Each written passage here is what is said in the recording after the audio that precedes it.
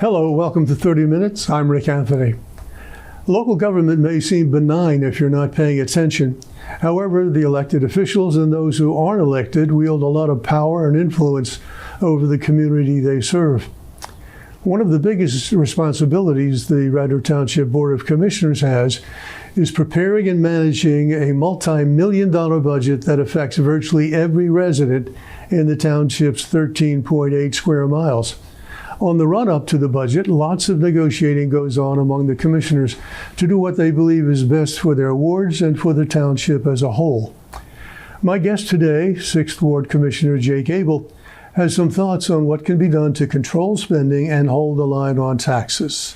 As always, Jake, it's good to see you. Thanks for being here. Pleasure to be back. And I do appreciate it because I know your schedule is so busy because you have a job that is demanding and 4 growing children, and I know you spend a lot of time with them, and of course a long-suffering wife who has her own responsibilities. I know fiscal responsibility and controlling spending has been a mantra for you from the first time you ran. Yep. So it's never too early to talk about the budget as it looms before us. What do you have in mind? What will you be fighting for when the discussion starts? As always, my goal for any budget cycle is to have a balanced budget. Unfortunately, the last several years, or since I've been involved, which is now, this will be my 6th budget coming up, we've always had a late start. So, when you start in July, August and September, you don't have much time to plan and have discussions. And we always get to October, November, and we're having these conversations, and it turns into, we have the 501c3 nonprofit organizations. Then you get into that's one of your pet peeves. Yeah, and then you get into our, some of the funding that we have to do, which is, funding the police department, making sure our township vehicles work, and that we have, a functioning township. Plus the entitlements, the pensions. Right. Insurance, benefits. And that stuff has to be funded. Sure. So, my call at the end of last year was, let's have a conversation in January, February about the 501c3 organizations and, start, and have a path forward on how we want to fund those, so we're not getting into October and it just turns into, we have these organizations, it turns into about $2 million, and, it's, a blanket approval, and that $2 million has always put us over, put us in the red, which requires then, either a tax increase or cuts. I'm willing to look at cuts. My other colleagues have refused to do that in the past. So, I think this is a step forward and a positive step that we're having conversations now about how we fund this pot of money. And it may turn into that. We may just dedicate a pot of money, and that's what we have to draw from for these organizations. But your issue in the past has been, with 1 or 2 exceptions, to eliminate them from the budget. Well, what I'd like to do is, what I proposed a couple weeks ago is, we have the library and the fire company, which I set aside. I don't think that they're immune from this. I think if we fall short of our revenue forecast, I think, those 2 entities should be pegged, and if we fall short, then they shouldn't expect to continue receiving the same revenue. They would. Fire company? Well, we fund them at a significant amount of money. Over, it's got to be around $1 million, maybe a little north of that. So, what could be more important than having a fire company, first responders? I don't think there's anything more important than having a functioning fire company and dedicated volunteers, right, which we have. But, again, year over year, if it's going to be I think everybody's involved in this, and there's a conversation to be had. There's fundraising. Yeah. There's other ways. And they do that. And they do, and there's other ways that these organizations raise money. Mm-hmm. But I think we're all in this together. Mm-hmm. I don't think anyone would argue that over my 6 years, you look at where the township has funded the fire company. I fought every year for to get them the allocations that they've requested, right, and made sure that has happened. I hope that continues. That also requires us on the township side to make sure that we're recognizing the revenue that we're forecasting. Yeah. So you're right. So there's those two entities. Then you have the other organizations. I would like to start those out at zero, and cut the funding, and then look at and then have a set of criteria and base our allocations on that criteria. Do we do zero based? No. We don't. No. I mean, budgeting? No. Shouldn't we? Meaning? You start at zero. In fact, you make the budget over again every year rather than just take a look at what we spent last year. I think they do that. They might do that at the front end that we don't see. So who's they? So our township finance staff, and that's. I assume that's how they create the budget initially. But when it comes to us, and you get to these community organizations, it's it's already filled in with their request, and then it comes to the board to say, do we want to approve this request, or do we want to look at another number? And so that 200. So you have the library and the fire company, but then the others amount. They come to about $200,000 a year. It's not an insignificant number. Especially when, like last year, we had a $500,000 shortfall. So half, a little less than half that shortfall was made up of community organizations. So if we start them out at zero, and then have a discussion, and that's discretion, that's discretionary funding. Then we can go to the voters and say we're raising taxes to fund these particular organizations. That way the residents know, my neighbors know why their taxes are being raised. It's not for police cars and fire trucks. It's for these other organizations. Where does the pressure come from to fund the other organizations, other than those organizations themselves? Yeah, I think they do a very good job of lobbying my colleagues and making a case that they support the township and the residents, and they do. I'm not saying that. I'm not arguing that they don't receive any funding. I'm saying that there should be a discussion early on in the year, so everybody is on the same page, and all my neighbors know how the board is going to vote. And so, as far as you know, do other surrounding townships support the 501c3s? I have not checked into that, so I don't know. I know, for example, because of some other interviews I've had, that Surrey Services receives from Haverford Township a grant. There's other money as well to create an academy for teaching people how to be caregivers. That's an important service. Sure. And it's free to anyone, not just Haverford residents, but anybody. I don't know. Does Radnor provide that kind of funding for those kinds of services, or do they just say, here's a pot of money you say you need for your operations? Right. Do we fund specific projects, I guess is what I'm asking. So for that specific example, Surrey Services will make a request, we want X number of dollars, and the township has provided that funding. My concern for their general fund, presumably for the general fund. We don't earmark it for any specific project or activity. Maybe that's one approach to fund specific projects. Yeah, we could look at that, but that's not how we've never made that request in the past or put that as a criteria. Yeah. But I think there's support among the board now to at least look at and establish some criteria and look at different options for funding these organizations. And my concern, which I've raised in the past, is right now, it's arbitrary how we fund these groups and the amount of funding that we give them. But what's to stop another organization that maybe caters to one or two Radnor residents to come in and make a request? Yes. Not just at the end of the year during budget cycle. We saw a group come in mid-year, and we ended up funding. It turned out to be about $80,000, I think, in township resources. So, why in the middle of the year are we making these obligations? All funding, all budgeting should be done at one time. It should be a level playing field, and people should. Too much money laying around. No, we'll take it. How much do you need? Well, if we can get our heads around this and have a plan in place, it might result in a no tax increase next year. Are you anticipating much friction in planning for the budget this year? No, I mean, I think the process runs smoothly. I mean, we disagree. I think my colleagues know me well enough to know what position I'm going to take, and I know where they're going to be. So I don't think there's friction. I think we disagree, but healthy debates obviously is good. Yeah. Solid, I would hope anyway. Yeah. Tell me about the it's a hard word to say, redistricting.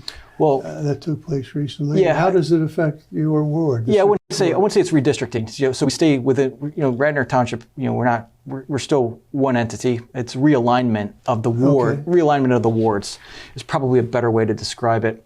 And this is done every 10 years. So it was time for the board to do it. Every 10 years after the census. After the census. Right. Yep. So the way it impacts Ward 6 is, and so there was a subcommittee which I was part of, and we set some criteria. Mm-hmm. We wanted to reduce the number of wards that Villanova was part of. I think they were in 4. Really? They were in 4, and we've been able to get them down. I think primarily to 2 wards now, which is a positive. Mm-hmm. And then the way the wards were drawn in the past, you could tell that there was some negotiating amongst the commissioners, or at least that's the way it looks. Mm-hmm. The new ward map, you're going to see more condensed and well-shaped wards, so you're not going to see little tangents off to the side where it looks like they were carved out. Yeah. And so for the Ward 6, I lost, and I loved this area of the ward, but it made sense that area that would have been north of Conestoga, over by the library, that goes back to Ward 3. Those neighbors have more more aligned. Their issues are more aligned to the other neighbors in South Wayne mm-hmm. than to West Wayne. So all Ward 6 will be south of Conestoga. So did you lose some geography? I lost a few neighbors to Ward 3, mm-hmm. But the shape makes sense, and I was happy with the outcome of the shape of the ward. How many wards in the township? 7. All right. Of the 7, did any one of them have a significant gain in terms of geographic area? I can't remember. I think Ward 3 will be a little different, and Wards 1 and 2 were reshaped just to figure out the Villanova issue. Yeah.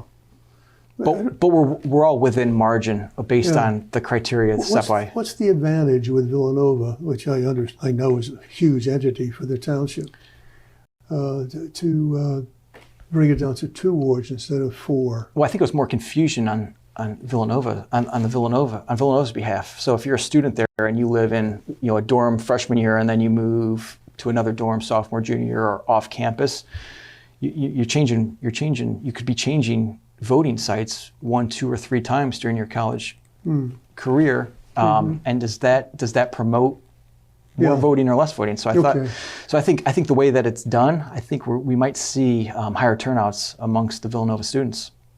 So what effect does that have on the 6th ward where I live? Where will I vote? I've been accustomed to voting at the township building. Right. So convenient. There's plenty of parking. Anyway. So we redrew the ward lines, and it's always been a pet peeve of mine that neighbors that live in the 6-2, would not vote in the ward. They're voting over at the township building, which is Ward 3. Yeah. It's a long commute for some. I think for us to have higher voter turnouts, we've got to do a few things. We've got to promote walkability, which requires sidewalks, lighting, finding voting locations that are right in the center of the neighborhood. So my proposal was that we would have both Precinct 1 and Precinct 2 at Wayne Elementary. We're using other schools. The school was, they raised some concerns about having voting sites because they don't want to use that as an off day. They want to have kids in school. Mm-hmm. So to have it a school day and then have children coming in and then having it as a voting site, there's some challenges there. But right now, we're using ITH and we're using the high school. So I think Wayne Elementary should still be an option. Unfortunately, my colleagues, they agreed with me for one precinct. So the western part of Ward 6 will vote at Wayne Elementary if it's approved by the Bureau of Elections in Delaware County. But they recommended and approved one of the churches on Highland Avenue as the second voting site, and that would be for Precinct 2, which your neighborhood would vote at. I'm very thankful that the neighbors on Highland Avenue came forth and offered up the church as an option. I think there are going to be some challenges there. One, there's on-street parking, but it's not a lot of on-street parking, especially as you get into the afternoon, evening hours, and residents are coming home. There is no off-street parking? Well, there's off-street parking, but it would be the back parking lot at Odoricio Park. And if you've ever, unfortunately, I don't think a lot of my colleagues on the board are familiar with Odoricio Park and the location of the church. So that's a long walk on a gravel on a gravel street from the parking lot to the front of the church where you would enter. If it's raining, that's a long walk. It's not well lit. There's one light in the corner of the parking lot. Is it accessible for disabled? Well, you again, not from the parking lot. You have a ramp. Itself. You have a ramp, so it's ADA accessible. And if it's raining outside, there's no cover for poll watchers. And one of the challenges I don't know is how that's going to encourage people to vote. Yeah, I have some concerns that we might not see as high a voter turnout. One, residents might not be familiar with the church, so they may drive by and not know that that's the actual location. Two, when they see the parking lot, it's going to discourage, I think, primarily senior citizens who don't want to make that walk. And then evening hours are going to be very difficult without proper lighting. So if it's raining or it's snowing or it's cold outside, you're saying there's no shelter for people who are standing in line? Not from the outside. So at least in the township building, once you got in the vestibule area, you're okay. Yeah, I mean, you'll be able to go into through the doors, but at Wayne Elementary, you have that cover over the front side of the building where people, especially the volunteer poll workers, would be able to stand and meet people. And it's going to mess up the neighborhood for at least the day. Yeah, I haven't heard any complaints from the neighbors on traffic on Highland Avenue. Yeah, there's going to be, hopefully there's a lot more traffic. That means higher turnouts of voters. Wayne Elementary, I think Wayne Elementary would have been better for walkability and accessibility. But why was it moved from the township building? Well, again, I support it not being at the township building. I want both voting sites to be within the ward. I mean, I think it doesn't make sense that you would vote outside of your ward. Yeah, well, I'm not sure I agree with you. It's I'm not sure that it makes a difference. If it's more convenient for the voters, why not? And whatever it takes to encourage people to go. I agree with you on that, and that's why I proposed Wayne Elementary. Okay. Sidewalks. I'm not all that familiar with sidewalks. Huge parking lot. It's got a roundabout in the front where if you need access, easy access. If you have a walker, you're right there. It's got a new elevator. Can it be appealed? I mean, that would have to be done at the county level, and I don't know that anyone's doing that. Would you appeal it? Yeah. I mean, I haven't given it much thought. I mean, I guess if enough neighbors came to me and said, we should look into this. Okay, well, there's one. If I hear from more, I would give some consideration. Well, I'm not sure anybody knows about it yet. No. Well, we held three or four meetings amongst the subcommittee. It's televised. Jake. Yeah. You know how many people I know. tune in, or regrettably, but you know how many people. Come mid-May, I'm gonna get a lot of phone calls saying where am I supposed to vote? Yeah. No, isn't there some way to get the word out to? I know you have your newsletter, but otherwise to get the word out to people who are affected by it. to support your proposal rather than what has been approved. Yeah, I'd like to. I mean, I really think that's got to come from the residents and, and the neighbors. I put a newsletter out, so I've made people aware of the issue and of the change. There's been meetings on it, so I don't know how much more from my end. Let's have a conversation about how to get the word out. Is it picked up in the local newspapers? No, it's not. No, I mean, it's pretty significant, I think. Well, quite aside from whatever the political implications are, but the issue: how do you get people to vote? How do you encourage people to vote? Right. You don't take them to a dark street with no parking, with gravel. You don't do that. It doesn't make any sense. Yeah, I didn't think it was the best option. In fact, if you wanted to work against having people to vote, that's what you would do. Yeah. Anyway, let's talk about how to get the word out, because I can't imagine many people are going to be pleased with this. Particularly, out of habit. I don't know how many years we've been going to the township building. As many years as I've been in the ward. Well, as many years as I've been in this position. Yeah, and I've been in the ward many more years than that. Well, let's see what we can do about that. I opted to receive emails from Radnor Police Department on what's going on, crimes, when they report crimes, and it seems to me that what's been going on in large cities, including ours, Philadelphia, is making its way out into Radnor Township. Thank God, not so much of the horrific violence, but thefts, break-ins, car thefts, and so on. You have an opinion on what could be done, particularly as we head into the warm weather? What can be done to engage and maybe make residents more aware of what's going on, and maybe some advice about what they can do to defend property and life and limb? Yes, as I tell neighbors, and this is an issue where I think conversations picked up over the last 12 months, because there was a series of thefts, home burglaries. Yes, yes. And it's continued. Catalytic converters. Yeah, that's dropping all the time. That's not just here. I mean, I read a story from back home, in my hometown in Illinois, where they're having the same issue. Yeah. And the words I like to remind people, the key is to be able to discourage and deter. So we're not going to prevent completely. Right. Radnor says. People know Radnor. They know Wayne.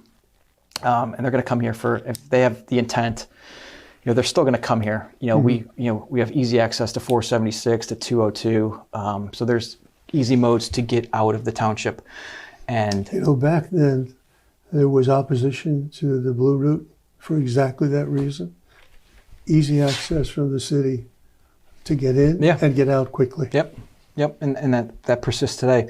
So in terms of being able to protect your home, especially as we head into the summer months and people go on vacation, or they're out at sporting events or just away for longer periods. The Radnor Police Department provides a service called Vacancy Home Watch, and you just go to the police department website. They've got a form on the website. You fill out the form. You identify the dates you're going to be gone. You let them know what vehicles are going to be left in the driveway. If you expect somebody like a pet sitter to be there, and then they do regular watches. Yeah, I've used it. Where they don't just drive by the house. It was actually good to know that they come into your property. They will walk the perimeter, because a lot of times what we're seeing, especially in some of the break-ins last year, they're at homes where they're shaded from the street.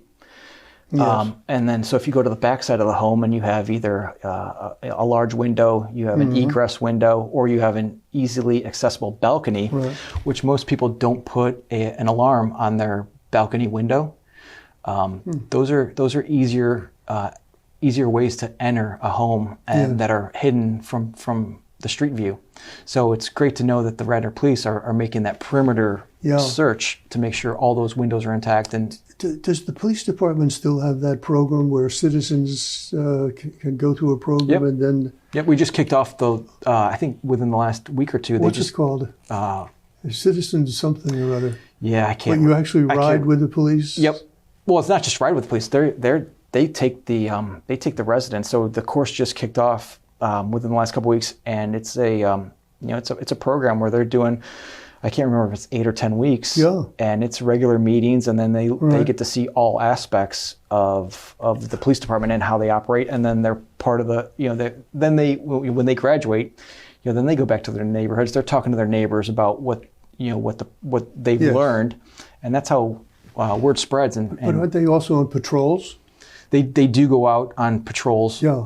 And then I know they help out and they do some volunteer work at our festivals. Yeah. Yeah, it's a great way to get the community engaged. It is. But on how to make the community safer, I held a town hall meeting last year, and we had probably 50 or 60 neighbors show up. It was on Zoom, and the police gave a great presentation on just different ideas and suggestions to help make, if you're concerned, how you can make your family and your neighborhood safer. And that video I think is still up on the township website if people want to go to it and watch. Is the police force, is it at full force? Are there openings now? Or no, we are at full force. Well, based on the report, we are at the number recommended. So we're not having the same trouble other locations are having of both hiring and retaining police. No. In fact, we've worked with the police department the last couple of years to make sure that they have every tool possible in their toolkit to go out and recruit and get the highest quality members coming out of the school. I've got to say, and I have commended them in letters to both the police department as well as the fire department for the service, and they're courteous, they're punctual, they're professional. It just feels good when they're in the home and they're taking care of things. Yeah. So we're very fortunate to have them, particularly the EMTs, I guess. Well, I just took my 2 oldest sons over to the fire company on last Saturday, and they held a session where they were teaching CPR and other other safety techniques. So as they start to get into that age where they can be working at camps and around children, I thought it was important that they learn these life skills, and that was a great service offered by the fire company. Mm-hmm.